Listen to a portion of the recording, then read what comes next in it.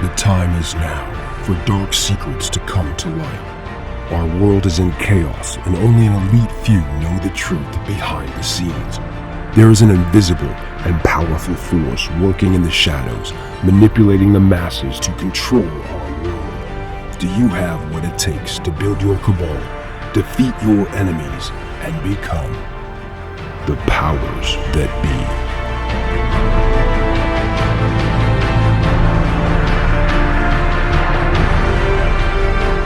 This hybrid deck-building worker placement game is for 1 to 6 players. Playing time ranges from 30 minutes to 3 hours depending on your chosen game type. Due to the dark truths contained in the game, players must be at least 14 years old. The game is most complex at first, but soon reveals levels of depth that work together to help you execute your strategy. Playing as a global elite, your goal is to gain power while staying invisible. To win the game, you must first build your cabal by acquiring assets, then successfully stage events against the world population as you move up the pyramid to be the first player to gain 13 power points and enter the eye in the triangle, where you rule the world and no one knows you exist. The board works like a clock from above and consists of 3 levels. The lower level contains assets. The middle level is for special cards, and the top Zodiac level for pyramid activation, betting, and scoring. There are 3 board pieces and 3 dice, 1 set for each level. The black Zodiac die moves the black armillary sphere piece on the top level. The silver D10 moves the silver platter around the middle level, and the white D20 moves the white Tower of Babylon around the lower level. The game pieces and the player turns move in counterclockwise fashion. Every player can be involved in every turn. There are 4 phases of each turn: roll, acquire, action, and transition. Roll phase. The active player rolls all 3 dice to begin their turn and moves the 3 board pieces accordingly counterclockwise. If the silver platter or Tower of Babylon piece land upon another player's colored jewel, there is an immediate conflict, and the 2 players have a dice battle to determine the winner. Each dice battle uses the white 20-sided die. The highest total wins the dice battle. In the acquire phase, players acquire assets from the results of the roll. The result of the Tower of Babylon piece provides an asset card for the active player. The result of the silver platter piece generates a special card for the active player. Based on the result of the Zodiac die, 1 pyramid of the board is activated. When the armillary sphere board piece lands on a Zodiac space, it activates all the board levels within that pyramid region. There are 2 Zodiac spaces on each pyramid region. All players with colored jewels within the activated pyramid receive the corresponding asset or special card from the board space containing their jewel. You may place jewels on any board space except for Karma. The Zodiac die also determines the winners and losers of all bets. Place your betting marker on your chosen Zodiac space. Choose 1 card as your wager and set it aside. Bets are paid in the same card type as your wager. If the Zodiac piece lands on your chosen space, you receive 3 of the same card type. If the Zodiac lands in the same pyramid as your choice, you receive 2 of the same card type. If the Zodiac lands on a pyramid other than what you've chosen, you lose your bet. During the action phase, the active player may choose to use their turn to place a jewel on the board, attack an opponent directly, or stage an event against the world. An attack is a power play directly against another player. The active player is immune from attacks during their turn and can attack any player who has assets. The active player can attack with an asset card of any power level or asset type. The defender must defend with an asset card of the same asset type first. If the defender cannot match the same asset power level, in the same asset type as the attacker's card. The difference in the power level of the attacker's asset card is added to the roll of the attacker. The difference must also be made up by the defender by including more asset cards to reach the asset level of the attacker. The attacker rolls first.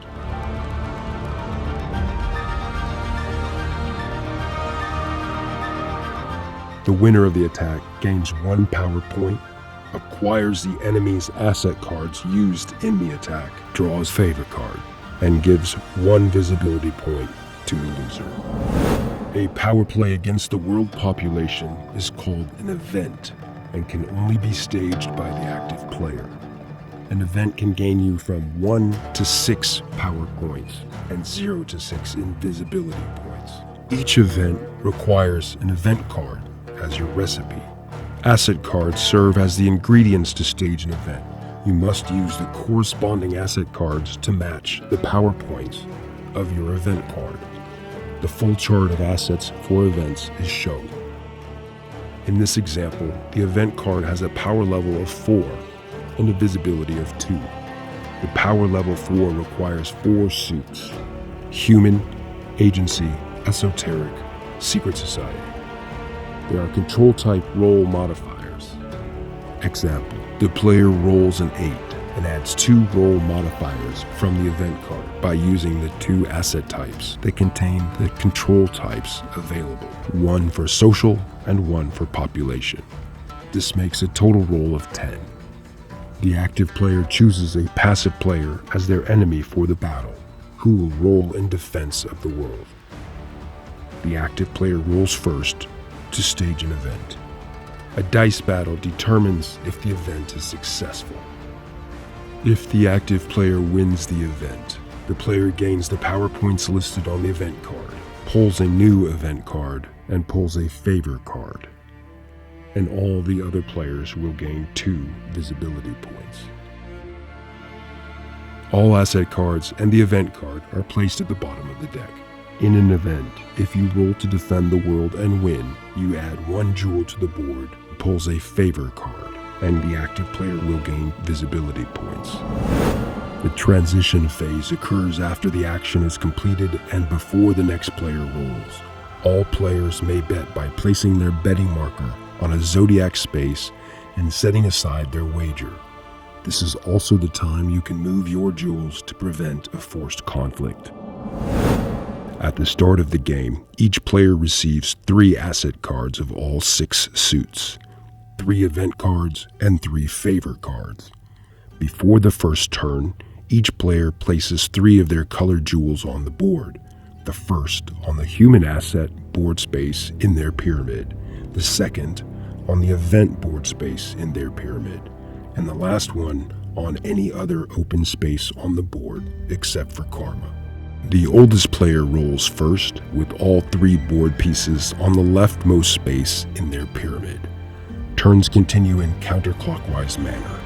All players may bet on the first roll. When everyone is ready, the first player rolls all 3 dice and the game begins. Player turn 1. The active player rolls all 3 dice.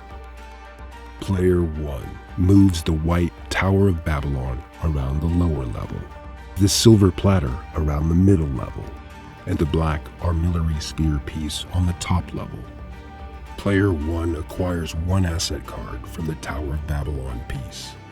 The silver platter piece lands on Karma. The card is played immediately, and the instant Karma card adds 1 visibility point. This point is directed to Player 3. Player 3 must reveal their highest rated card. During the action phase, Player 1 decides to place 1 jewel on the board. The transition phase begins, and players 1 and 3 bet on the zodiac by choosing their space and setting aside their wager. Player 2 rolls the dice to begin the turn. Player 2 acquires an asset card from the Tower of Babylon, and the silver platter piece lands on Event, and Player 2 acquires an event card. Player 1 wins 2 cards from their bet on the zodiac. Player 3 wins an asset from the pyramid activation and their colored jewel. In the action phase, Player 2 chooses to attack Player 3, who already has one visibility point and one asset face up. Player 2 chooses a card to attack and shows the power level and suit of the attacking card. Player 3 has to use 2 cards to defend and loses points on the roll boost. Player 2 and 3 have an attack dice battle. Player 2 wins the attack and takes 2 assets from Player 3. The winner of an attack also gains 1 power point and pulls a favor card. After the turn, Player 2 and 3 bet on the Zodiac.